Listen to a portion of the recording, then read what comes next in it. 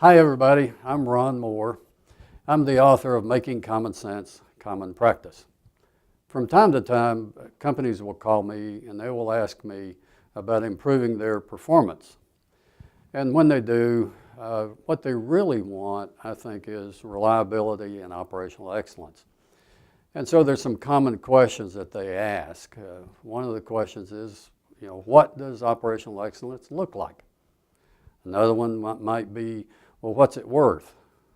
Another one might be, how do we get it? Where do we start? And then finally, a question might be, well, what are some of the benchmarks, some of the comparisons to world class? So let's have a look at all those and maybe start with, what does it look like? So the first question was, what does it look like? What does operational excellence look like? Well, what you have is high overall equipment effectiveness, or OEE, or high asset utilization, AU, something on the order of 85 to 95%, depending on the process of the products. You have low unit cost of production, and therefore you have high gross profit. You have high on-time, in-full delivery, something greater than 99%. You have excellent safety performance. You have innovative products and processes.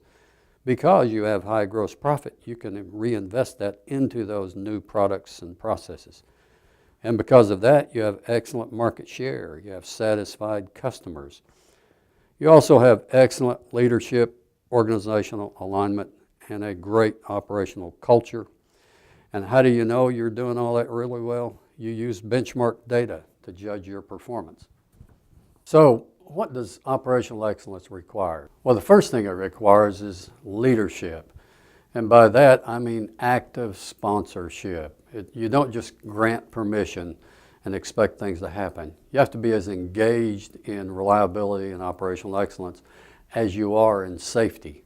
So if safety is a good model for you, use that. The second thing you have to have is organizational alignment. That is design, procurement, operations, and maintenance working collectively to a common purpose. And in particular, you need a good production and maintenance partnership, one that's production-led.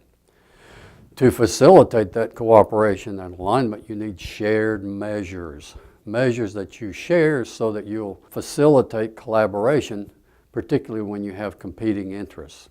And then finally, you need a process for engaging the shop floor, what I would call structured improvement time.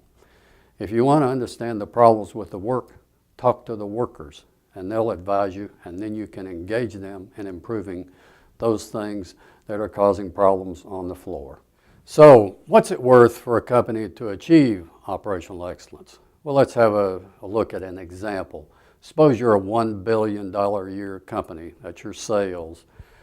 Well, if you could increase capacity by, say, 10% and reduce your maintenance costs by 10%, assuming you have a 30% gross profit and your maintenance costs are 10% of sales, if you do the math, you'll see that that's worth somewhere between $30 and $40 million per year. So it's well worth the effort to achieve operational excellence. From time to time, I'm also asked about world-class benchmarks. So let's have a look at what world-class might be. These are all superb benchmark numbers. So how does your organization compare to those benchmark numbers? I can assure you that if you achieve those numbers, it's worth literally millions of dollars to your organization. It's not an easy journey. It requires tenacity to continue to drive the improvement process, but it's well worth it. I've worked with Lifecycle Engineering now for nearly 15 years, and they're a really good company. So I would encourage you to consider Lifecycle Engineering for your support needs for achieving reliability and operational excellence. In particular, I want to encourage you to have a look at their Atlas online monitoring system. You can see that at www.atlas.lce.com.